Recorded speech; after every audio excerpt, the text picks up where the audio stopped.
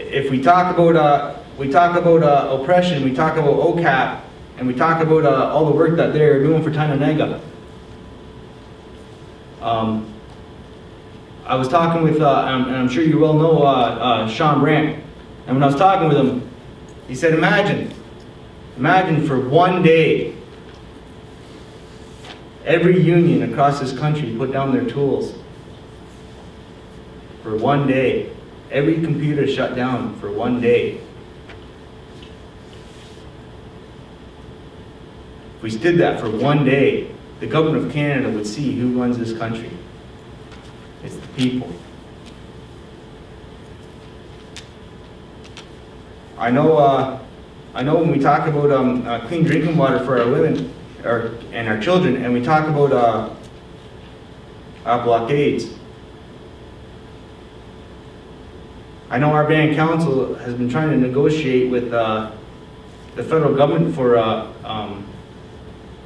going on 15 years, and they were going to let development come on the stolen land, the very land they were negotiating, and we know that Block and Road stopped it.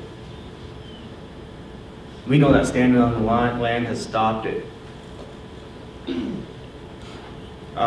Recently we had a meeting, we had a OPP in our territory stop at a domestic abuse or a domestic violence in our territory, and we met them there.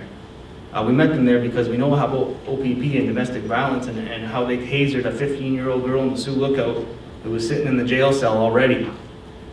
They tasered her for picking at the paint. We know about the racism in the OPP. We know about the racism in the provincial police departments all across this territory. In Manitoba, where they've tasered 15 people in 10 months. In Alberta, where one Native person is killed every month by an RCMP officer.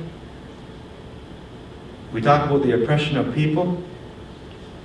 That's all people. And I believe that your time to fight is now. It's here. It's hit us. Stand up for the stand up to stop the Olympics and to keep these people from being oppressed, who are still living on the land, who are still feeding off the land, and who still preserve the land.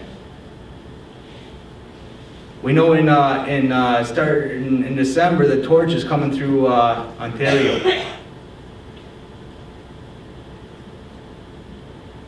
And I know in Tyendinaga, the torch ain't coming through Tyendinaga.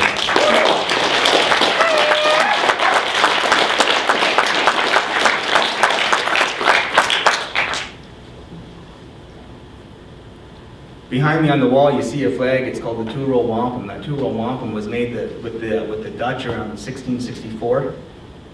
The British adopted it after that when they took. When they took over, that two-row wampum says we travel side by side.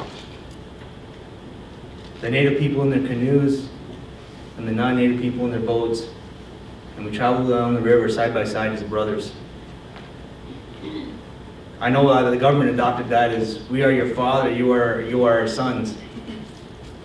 And when we talk about that, we're going to see how we can get along with the brothers. I know that in BC also, they talk about the band councils and the federal government. And in BC in December 2006, there was a court ruling that the federal government cannot negotiate with a band council on a land claim because a band council is the entity of the federal government. So it's like negotiating with themselves.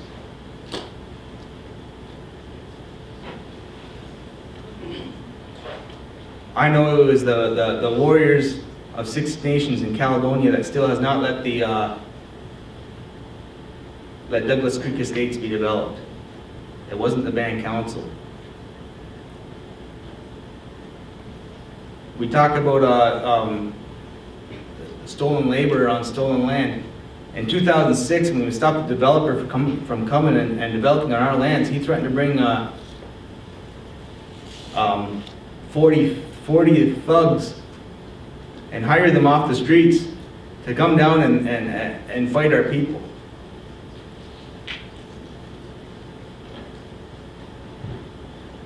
And that was stopped.